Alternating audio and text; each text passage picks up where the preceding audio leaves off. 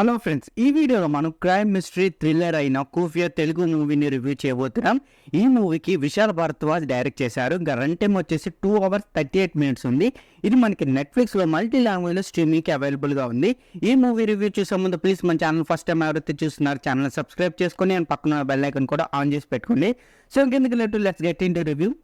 ఇంకా మన స్టోరీ చూసుకుంటే కూఫియా అనేది గ్రిప్పింగ్ క్రైమ్ థ్రిల్లర్.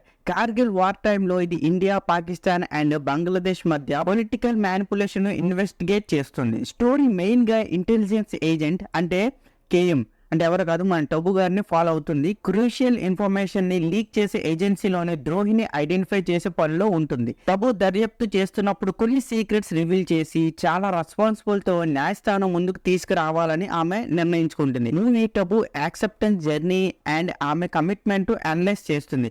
మరి టబు చివరికి ఆమె కోరుకున్నది అయ్యేలా జరిగిందా లేదా అనేది మీరు మూవీ చూసే తెలుసుకోవాలి. ఇందులో మనం ప్లస్ పాయింట్ చూసుకుంటే ఇంటరాక్టివ్ ప్లాట్.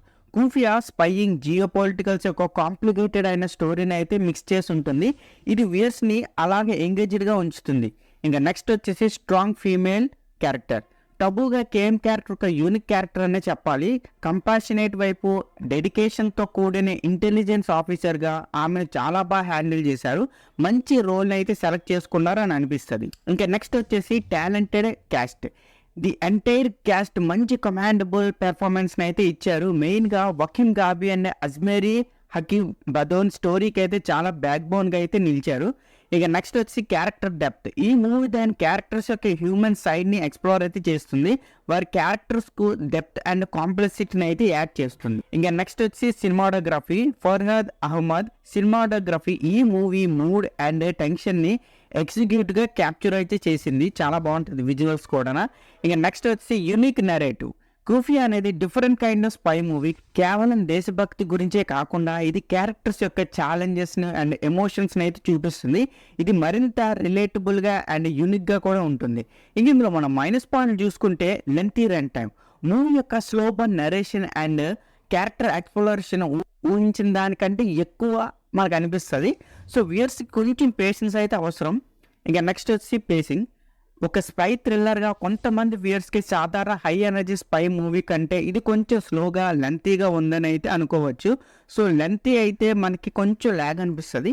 సో ఇంకా ఓవరాల్గా చెప్పాలంటే కూఫియా అనేది నార్మల్ స్పై మూవీ అయితే కాదు. ఇది మీ అటెన్షన్ అండ్ పేషెన్స్ని కోరుకునే క్యారెక్టర్ బేస్డ్ ఆన్ థ్రిల్లర్. మంచి cast, interactive story line and thriller జోన్కి ఒక యూనిక్ అప్రోచ్ అని చెప్పొచ్చు. ఇది స్పైయింగ్ అండ్ జియోపాలిటిక్స్ పై ఫ్రెష్ పర్స్పెక్టివ్ని అయితే అందిస్తుంది. స్లోబన్ కావచ్చు. Cinema depth and Tabu expectational performance మిమ్మల్ని వర్త్ వాచబుల్గా అయితే చేస్తాయి. స్పై థ్రిల్లర్ జానర్లో డిఫరెంట్ వాటి కోసం వెతుకుతున్న వారే తప్పకుండా చూడాల్సిన మూవీ కూఫియా. నెట్ఫ్లిక్స్లో స్ట్రీమింగ్ అవుతుంది. సో ఈ మూవీకి నా రేటింగ్ నేను 2.8 out of 5 అయితే ఇస్తాను. సో ఇది నా రివ్యూ ఆన్ కూఫియా మూవీ. మీకు నా రివ్యూ నచ్చినట్లయితే ప్లీజ్ వీడియో లైక్ చేయండి. అండ్ మీరు ఈ మూవీని చూస్తారో లేదని కూడా కింద కమెంట్ సెక్షన్లో కమెంట్ చేయండి. Please subscribe to my channel Venky workers. పక్కనే ఉన్న బెల్ ఐకాన్ని ఆన్లో ఉంచుకోండి. అప్పుడే నేను చేసిన ప్రతి వీడియో నోటిఫికేషన్ మీకు వస్తుంది. And don't forget to like and share the video.